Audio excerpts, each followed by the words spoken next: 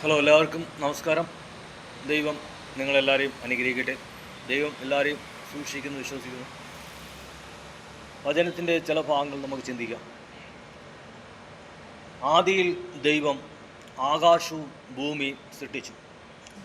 ആകാശവും ഭൂമിയും ദൈവം സൃഷ്ടിച്ചിട്ടു. ദൈവം പിന്നെ വിചാരിച്ചു ഈ ഭൂമിയിൽ മനുഷ്യനെ രൂപാന്തരപ്പെടുത്താം. അപ്പോൾ മനുഷ്യൻ കുരങ്ങിൽ നിന്നും ജനിച്ചെന്നൊക്കെ പണ്ടുള്ള ആൾക്കാർ പറയുന്നുണ്ട്. പക്ഷേ പിന്നെ മനസ്സിലായി അതൊക്കെ തെറ്റാണെന്ന് മനസ്സിലായി. അപ്പോൾ മനുഷ്യൻ പിന്നെ എങ്ങനെയാണ് ജനിച്ചെന്ന് ബൈബിളൊക്കെ വായിച്ചപ്പോൾ കുറച്ച് ആൾക്കാർക്ക് മനസ്സിലായി. അപ്പോൾ ദൈവം ആദ്യം ആകാശവും ഭൂമിയും സൃഷ്ടിച്ചതിന് ശേഷം ദൈവം ഭൂമിയിൽ ഇറങ്ങി വന്നു. ഭൂമിയിൽ കൃഷികൾ ഉണ്ടാവട്ടെ എന്ന് പറഞ്ഞപ്പോൾ കൃഷികളുണ്ടായി. വെള്ളത്തെ ദൈവം വേർതിരിച്ചു, കരയെ ദൈവം വേർതിരിച്ചു. പിന്നെ മൃഗങ്ങളുണ്ടാവട്ടെ എന്ന് പറഞ്ഞപ്പോൾ മൃഗങ്ങളുണ്ടായി. പറവജാതികൾ ഉണ്ടാവട്ടെ എന്ന് പറഞ്ഞു, പറവജാതികളുണ്ടായി.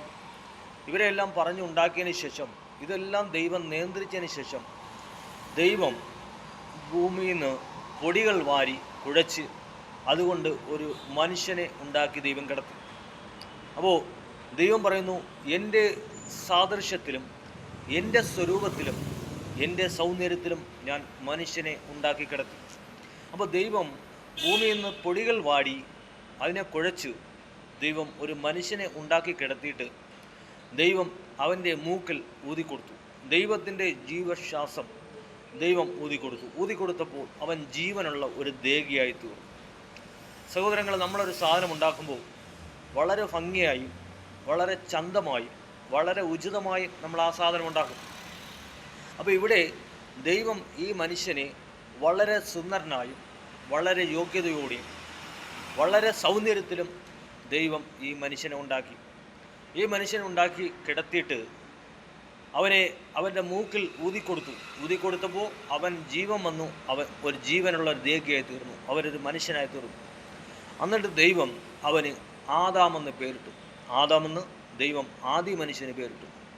എന്നിട്ടോ ഇവൻ ഒറ്റയ്ക്കിരിക്കുന്ന നന്നല്ലെന്ന് ദൈവത്തിന് മനസ്സിലായതുകൊണ്ട് ദൈവം അവൻ ഉറങ്ങിക്കിടങ്ങുന്ന സമയത്ത് അവൻ്റെ ഒരു വാരിയലിനെ ഊരിയെടുത്ത് അതുകൊണ്ട് ദൈവം ഒരു പെണ്ണിനെ ഉണ്ടാക്കി അവന് കൊടുത്തു. എന്നിട്ട് അവൾക്ക് പേരിട്ടു ഹൗവ എന്ന് പേരിട്ടു.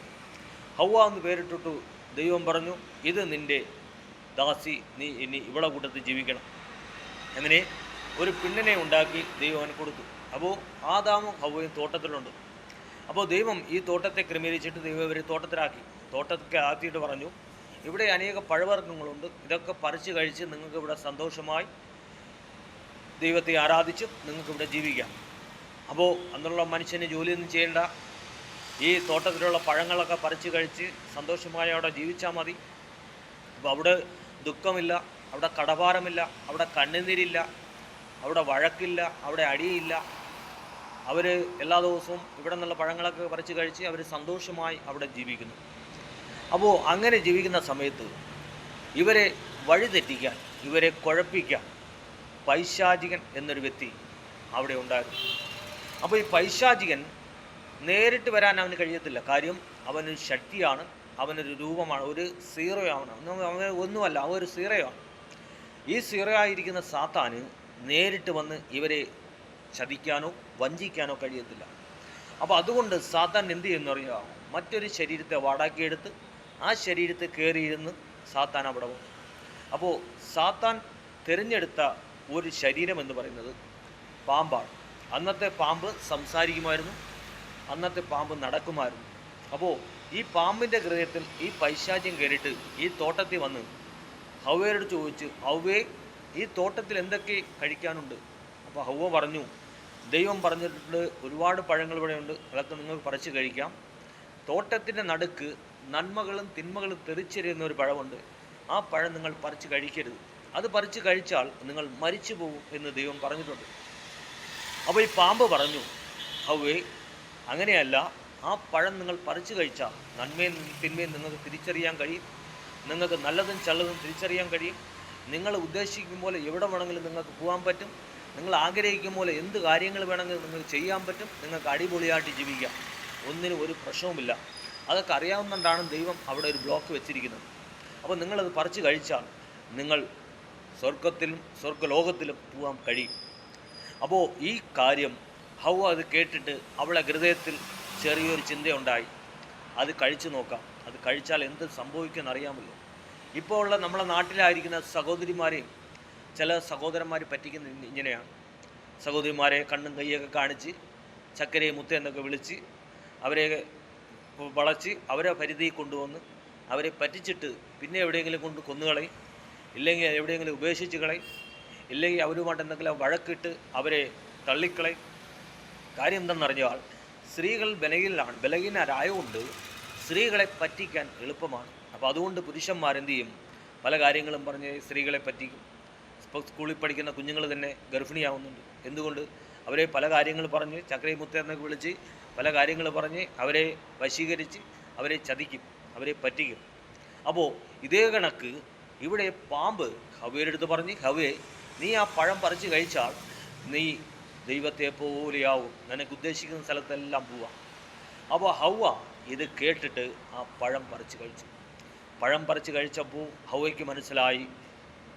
ഹവ്വ എന്ത് ചെയ്തു? ഈ പഴം പറിച്ച് കഴിച്ചിട്ട് ഹവ്വ ആദാമിനെ വിളിച്ചു, ആദാമിനും കൊണ്ടു കൊടുത്തു. ആദാം വാങ്ങിച്ച് കഴിച്ചു.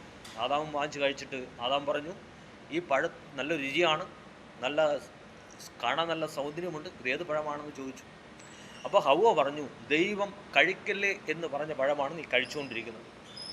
അപ്പോൾ അവൻ കഴിച്ചു, അവളും കഴിച്ചു. ഇവർ രണ്ടുപേരും കഴിച്ചപ്പോൾ ഇവർക്ക് മനസ്സിലായി, ഞങ്ങളുടെ ശരീരത്തിൽ നിന്ന് ദൈവത്തിൻ്റെ തേജസ് മാറിപ്പോയി, ഞങ്ങൾ രണ്ടുപേരും ഇപ്പോൾ വസ്ത്രമില്ലാത്ത ആൾക്കാരെ പോലെ ആയിരിക്കുകയാണ്. അപ്പോൾ നേരത്തെ ഇവരൊക്കെ അത് അറിഞ്ഞുകൂടെയായിരുന്നു. ഇവരെ രണ്ടുപേരെയും ശരീരത്തെ ദൈവം തേജസ് കൊണ്ട് മറച്ചിരുന്നു, തേജസ് കൊണ്ട് രണ്ടുപേരെ ശരീരത്തെ ദൈവം മറച്ചിരുന്നു. അപ്പോൾ അതുകൊണ്ട് ഇവർക്ക് രണ്ടുപേർക്കും അങ്ങോട്ടും ഇങ്ങോട്ട് തിരിച്ചറിയാൻ കഴിയത്തില്ല. ഇവിടെ പഴം പറിച്ച് കഴിച്ചപ്പോൾ ഇവരുടെ രണ്ടുപേരെയും ശരീരത്തിൻ്റെ തേജസ് മാറിപ്പോയപ്പോൾ ഇവർക്ക് രണ്ടുപേർക്കും നാണക്കേട് തോന്നി. പുരുഷൻ സ്ത്രീയുടെ ശരീരത്തെ കണ്ടു, സ്ത്രീ പുരുഷൻ്റെ ശരീരത്തെ കണ്ടു. അപ്പോൾ നാണക്കേട് തോന്നിയപ്പോൾ ഇവർ രണ്ടുപേരും ഓടിപ്പോയി മരത്തിൻ്റെ ഇലകൾ പറിച്ചു ശരീരം മറച്ചു വെച്ചു. അപ്പോൾ ഞാൻ ആഗ്രഹിക്കുന്നു, ആ കാലഘട്ടത്തിൽ ദൈവം ഇവരെ തേജസ് കൊണ്ട് മറച്ചു. അപ്പോൾ സ്ത്രീയുടെ ശരീരത്ത് സ്ത്രീയുടെ കൈപ്പത്തികൾ കാണാൻ കഴിയുമായിരുന്നു. ഞാൻ ചിന്തിക്കുകയാണ്, സ്ത്രീയുടെ കാലുകൾ കാണാൻ കഴിയുമായിരുന്നു. അപ്പോൾ സ്ത്രീയുടെ മുഖം കാണാൻ കഴിയുമായിരുന്നു. ബാക്കി എല്ലാ ഭാഗങ്ങളും ദൈവത്തിൻ്റെ തേജസ് കൊണ്ട് മറച്ചു വെച്ചിരുന്നു. കാര്യം ഈ ശരീരം പുറത്ത് കാണാൻ പാടില്ല. അപ്പോൾ അതുകൊണ്ട് ദൈവം തേജസ് കൊണ്ട് മറച്ചു വെച്ചിരുന്നു. പുരുഷൻ്റെ ശരീരത്തെ ദൈവം തേജസ് കൊണ്ട് മറച്ചു വെച്ചിരുന്നു. അപ്പോൾ ആ രീതിയിൽ ദൈവം അവരെ സൂക്ഷിച്ചു. ഇവർ തെറ്റ് ചെയ്തപ്പോൾ ഇവരുടെ ശരീരത്തിൽ നിന്ന് തേജസ് മാറിപ്പോയി. അപ്പോൾ ഈ ലോകത്ത് ഒരുപാട് ലോകസുന്ദരിമാരും ഒരുപാട് സുന്ദരന്മാരും ഉണ്ട്. അപ്പോൾ ചില സ്ത്രീകൾ വിചാരിക്കുന്നത് നമ്മുടെ ഹൃദയത്തിൽ എന്തിനോ ഉണ്ട്, നമ്മൾ എന്തിനോ വലിയ സംഭവമാണെന്നൊക്കെയുള്ള ചില സഹോദരിമാർ ചിന്തിക്കുന്നുണ്ട്. അപ്പോൾ ചില ലോകസുന്ദരിമാരുമുണ്ട്. പക്ഷേ സഹോദരിമാരെ, ഇവിടെ ദൈവം ആദ്യം സൃഷ്ടിച്ചത് പുരുഷനാണ്. അപ്പോൾ ഈ ലോകത്തിലെ ഏറ്റവും വലിയ സുന്ദരൻ പുരുഷനാണ്. പുരുഷൻ കഴിഞ്ഞതിന് ശേഷമേ സ്ത്രീകൾ വരുന്നുള്ളൂ. അപ്പോൾ പുരുഷൻ്റെ സൗന്ദര്യം കഴിഞ്ഞിട്ടേ സ്ത്രീക്കുള്ളൂ. അല്ലാതെ സ്ത്രീകൾ ലോകസുന്ദരിയാണെന്ന് ലോകം പറയുന്നു, പക്ഷേ സൗന്ദര്യമുള്ളവൻ പുരുഷനാണ്. പുരുഷൻ്റെ സൗന്ദര്യം കഴിഞ്ഞിട്ടേ സ്ത്രീക്ക് വരുന്നുള്ളൂ. അപ്പോൾ സ്ത്രീ അതിൽ പുരുഷനിൽ നിന്ന് താഴ്ന്നു നിൽക്കുകയാണ് സ്ത്രീ. അപ്പോൾ ലോകസുന്ദരൻ പുരുഷനാണ്. അപ്പോൾ ലോകസുന്ദരി സ്ത്രീയല്ല, ലോകസുന്ദരൻ പുരുഷൻ, അത് കഴിഞ്ഞിട്ട് സ്ത്രീ വരുന്നു. അപ്പോൾ ദൈവം ആദിയിൽ ഉണ്ടാക്കിയത് പുരുഷനെയാണ്. അപ്പോൾ ദൈവം ചന്തമായി ഉചിതമായും സൗന്ദര്യത്തിനും ദൈവത്തെ പോലെ പുരുഷനെ ഉണ്ടാക്കി കിടത്തിയിട്ടാണ് അവൻ്റെ ഒരു വാരിയിൽ ഊരിയെടുത്താണ് സ്ത്രീയെ ഉണ്ടാക്കിയത്. അപ്പോൾ ലോകസുന്ദരൻ പുരുഷനാണ്. പുരുഷൻ കഴിഞ്ഞിട്ടേ സ്ത്രീ വരുന്നുള്ളൂ. അപ്പോൾ സ്ത്രീയും സുന്ദരിയാണ്. അപ്പോൾ ഇവിടെ എന്നിട്ട് ഇങ്ങനെ തെറ്റ് ചെയ്തിട്ട് ദൈവം പറഞ്ഞു. അപ്പോൾ തെറ്റ് ചെയ്തു, ഇത് കഴിഞ്ഞിട്ട് ദൈവം അവിടെ വന്നു. ദൈവം ഇവിടെ വന്നിട്ട് ചോദിച്ചു, ആദാമേ, ഹൗവേ, നിങ്ങൾ എവിടെയാണ്? അപ്പോൾ ഇവർ പറഞ്ഞു, ദൈവമേ, ഞങ്ങൾ തെറ്റ് ചെയ്തു പോയി, ഞങ്ങളിപ്പോൾ ഇവിടെ ഒളിച്ചിരിക്കുകയാണ്, നിൻ്റെ അടുത്ത് വരുവാൻ യാതൊരു യോഗ്യതയും ഞങ്ങൾക്കില്ല. ദൈവം പറഞ്ഞു, നിങ്ങൾ ഇങ്ങോട്ട് വരാൻ പറഞ്ഞു. ഞാൻ ചെയ്യില്ലെന്ന് പറഞ്ഞ കാര്യം നിങ്ങൾ ചെയ്തു എന്ന് ചോദിച്ചു. അപ്പോൾ ആ ചെയ്തെന്ന് പറഞ്ഞു. അപ്പോൾ ചില ശിക്ഷകൾ ദൈവം അവരെ കൊടുത്തു. ചില ശിക്ഷകൾ കൊടുത്തിട്ട് ദൈവം പറഞ്ഞു, ഇനി നിങ്ങൾ പുറത്തു പോയി നിങ്ങൾ സന്താനപുഷ്ടിയുള്ള മക്കളായി വളരുക, നിങ്ങൾ ഒരുപാട് ജനങ്ങളാവട്ടെ എന്ന് പറഞ്ഞു. അപ്പോൾ അവിടെ നിന്ന് അവർ പോയി. അപ്പോൾ ഇതിൽ ഞാൻ പറയുന്നത്, ഇപ്പോൾ ഒരുപാട് സ്ത്രീകൾ ഇപ്പോൾ 15 വയസ്സ് കൊച്ചു കുഞ്ഞുങ്ങൾ വരെ, കൊച്ചു മക്കൾ വരെ അവർ സ്കൂളിൽ പോയാലും ശരി തന്നെ, അവർ കല്യാണത്തിന് പോയാലും ശരി തന്നെ, അവരെന്തെങ്കിലും ഒരു മീറ്റിങ്ങിന് പോയാലും ശരി തന്നെ, അവരെവിടെ പോയാലും ശരി തന്നെ, 15 വയസ്സുള്ള കൊച്ചു മക്കൾ വരെ ശരീരം മാന്യമായി മറയ്ക്കാതെ ശരീരത്തിൻ്റെ നെഞ്ച് കാണിച്ചുകൊണ്ട്, ശരീരത്തിൻ്റെ പൊക്കിൾ കാണിച്ചുകൊണ്ട് അവർ പോകുന്നുണ്ട്. അപ്പോൾ അവർ വിചാരിക്കുന്നത് എന്തോ ഒരു വലിയൊരു സംഭവമെന്നാണ് വിചാരിക്കുന്നത്. സഹോദരി അല്ലെ അവരെ വളർത്തുന്ന അമ്മമാരുണ്ട്. അപ്പോൾ ഈ അമ്മമാരിങ്ങനെ നടക്കുന്നുണ്ടായിരിക്കും കൊച്ചു മക്കളും ഇതേ കണക്ക് നടക്കുന്നത്. കാര്യം അമ്മമാരല്ലേ കുട്ടികളെ ഒരുക്കി വിടുന്നത്. അപ്പോൾ അതുകൊണ്ട് അമ്മ ചെയ്യുന്നതുകൊണ്ട് മക്കളും ചെയ്യുന്നു. സഹോദരിമാരെ, ദൈവം പണ്ട് കാലത്ത് സ്ത്രീയുടെ ശരീരത്തെ തേജസ് കൊണ്ട് മറച്ചു വെച്ചിരുന്നു. തേജസ് കൊണ്ട് മറച്ചു വെച്ചിരുന്നുകൊണ്ടാണ് സ്ത്രീയുടെ ശരീരം മറ്റൊരാൾക്ക് തിരിച്ചറിയാൻ കഴിയാത്തത്. അപ്പോൾ അവർ പാപം ചെയ്തപ്പോഴാണ് ഈ ശരീരത്തിലുള്ള തേജസ് മാറിപ്പോയി. ഇപ്പോൾ നമുക്ക് മാന്യമായി ഉടുക്കാൻ ഒരുപാട് വസ്ത്രങ്ങളുണ്ട്, ഇഷ്ടംപോലെ വസ്ത്രങ്ങൾ നമുക്കുണ്ട്. നമ്മളെ ശരീരം മറയക്ക രീതി ഒരുപാട് വസ്ത്രങ്ങൾ ഉണ്ട്, നമുക്ക് വാങ്ങിച്ചു കൊടുക്കാൻ കഴിയും. നമ്മുടെ നാട്ടിലുള്ള ഒരുപാട് മുസ്ലിം സഹോദരിമാർ അവർ എവിടെയെങ്കിലും പോയി കഴിഞ്ഞാൽ അവരുടെ കൈവിരൽ പോലും നമുക്ക് കാണാൻ കഴിയത്തില്ല. കൈവിരൽ പോലെ അവർ ഉറയിട്ട് മറയ്ക്കും, അവരുടെ മുഖം അവർ ഉറയിട്ട് മറയ്ക്കും, അവരെ കാലിൽ ഷോസ് ഇട്ട് അവർ കാലുകൾ മറയ്ക്കും. ചില സഹോദരിമാരാണ് കൈ കാണാൻ പറ്റും, ചില സഹോദരിമാർക്ക് മുഖം കാണാൻ പറ്റും. അപ്പോൾ ആ രീതിയിൽ നടക്കുന്ന ഒരുപാട് സഹോദരിമാരാണ്. പക്ഷേ ചില സഹോദരിമാർ പുറത്തിറങ്ങിക്കഴിഞ്ഞാൽ അവർ ശരീരത്തിൻ്റെ ഒരു ഭാഗം പോലും വെളിയിൽ കാണാൻ പറ്റാത്ത രീതിയിൽ അവർ ശരീരത്തെ മറച്ചു വയ്ക്കുന്നുണ്ട്. കാര്യം അവർക്ക് ശരീരം പുറത്ത് കാണിക്കാനുള്ള താല്പര്യമില്ല. നമ്മൾ ചില കല്യാണങ്ങൾക്കൊക്കെ പോയാൽ നമ്മളെ ഒരുപാട് സഹോദരിമാരവിടെ വരുന്നുണ്ട്. അവരുടെ ശരീരങ്ങൾ കണ്ടു കഴിഞ്ഞാൽ നമുക്ക് തന്നെ നാണക്കേട് തോന്നും, നമുക്ക് തന്നെ മോശം തോന്നും. കാര്യം എന്തിനാണ് ഇവരിങ്ങനെ ആ ഡ്രസ്സ് അണിഞ്ഞ് ഇത്രയും ഈ കാലഘട്ടത്തിൽ ഒരുപാട് ഡ്രസ്സുകൾ വാങ്ങിച്ച് നല്ല നല്ല രീതി ഇട്ട് നല്ല സൗന്ദര്യമായിട്ട് നമുക്ക് വരാൻ കഴിയും. അപ്പോൾ അവരെ അങ്ങനെ ചെയ്യാതെ ശരീരത്തിൻ്റെ ചില ഭാഗങ്ങൾ കാണിച്ചുകൊണ്ട് അവരങ്ങനെ വരികയാണ്, കാണിച്ചുകൊണ്ട് അങ്ങനെ പോവുകയാണ്. ദൈവം പറയുന്നു, എൻ്റെ ആലയത്തെ നശിപ്പിക്കുന്നവനെ ഞാനും നശിപ്പിക്കും, നിന്നെ വിടിയിപ്പാൻ ആരും ഉണ്ടാവത്തില്ല. അപ്പോൾ ഈ സ്ത്രീയുടെ ശരീരവും പുരുഷൻ്റെ ശരീരവും ദൈവത്തിൻ്റെ ആലയമാണ്, ദൈവത്തിൻ്റെ മന്ദിരമാണ്. ദൈവം ഈ ഭൂമിയിൽ ഒരിടത്തും വസിക്കുന്നില്ല. ദൈവം വസിക്കുന്ന ഒരേ ഒരു സ്ഥലം, ദൈവം പറയുന്നു, എൻ്റെ ആലയത്തെ ഞാൻ വസിക്കാം, എൻ്റെ ആലയത്തെ നശിപ്പിക്കുന്നവനെ ഞാൻ നശിപ്പിക്കും, നിന്നെ വിടിയിപ്പാൻ ആരും ഉണ്ടാവത്തില്ല. അപ്പോൾ ദൈവത്തിൻ്റെ ആലയം, സ്ത്രീയുടെ ശരീരം ദൈവത്തിൻ്റെ ആലയമാണ്, പുരുഷൻ്റെ ശരീരം ദൈവത്തിൻ്റെ ആലയമാണ്. അതുകൊണ്ട് നമ്മുടെ നാട്ടിൽ ഉണ്ടായിരിക്കുന്ന ദൈവത്തെ സ്നേഹിക്കുന്നവരും ദൈവത്തെ സ്നേഹിക്കാത്തവരും, പള്ളിയിൽ പോകുന്ന ആൾക്കാർ വരെ ഇപ്പോൾ മാന്യമായ വസ്ത്രം ധരിക്കാതെ വരുന്നുണ്ട് സഹോദരിമാർ. അപ്പോൾ ദൈവത്തെ സ്നേഹിക്കുന്ന സഹോദരിമാരും ദൈവത്തെ സ്നേഹിക്കാത്ത സഹോദരിമാരും മനസ്സിലാക്കണം, നിങ്ങൾ മാന്യമായി വസ്ത്രം ധരിക്കാതെ പുറത്തിറങ്ങരുത്. നിങ്ങൾ വീട്ടിൽ നിന്ന് പുറത്തിറങ്ങുമ്പോൾ നിങ്ങളെ ശരീരം മറയക്ക രീതിയിൽ മാന്യമായി നിങ്ങൾ വസ്ത്രം ധരിക്കുക. ഇല്ലെങ്കിൽ ദൈവം നിങ്ങളെ ശിക്ഷിക്കും, ദൈവം നിങ്ങളെ അടിക്കും.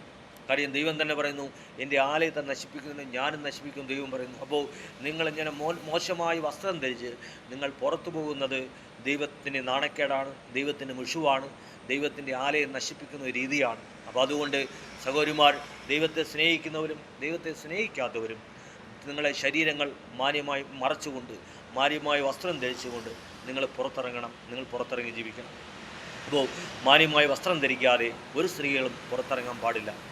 അപ്പോൾ ഒരിക്കൽ എൻ്റെ ഒരു മോളടുത്ത് ഞാൻ സംസാരിച്ചപ്പോൾ അവളടുത്ത് ഞാൻ ചോദിച്ചു, മോളെ ഇങ്ങനെ ഈ സ്ത്രീകൾ എന്തിനാണ് ഞാൻ മാന്യമായ വസ്ത്രം ധരിക്കാതെ ഇവർ അവിടെ ഇവിടെയൊക്കെ ഒട്ടിച്ച് ഡ്രസ്സുകൾ ഇട്ടുകൊണ്ട് ഇങ്ങനെ പുറത്തിറങ്ങി പോകുന്ന കാര്യം എന്താണെന്ന് ചോദിച്ചപ്പോൾ എൻ്റെ മോള് പറഞ്ഞതാണ്, എൻ്റെ മോളല്ല, എൻ്റെ ഒരു ബന്ധത്തിൽപ്പെട്ടൊരു മോളടുത്താണ് ചോദിച്ചത്.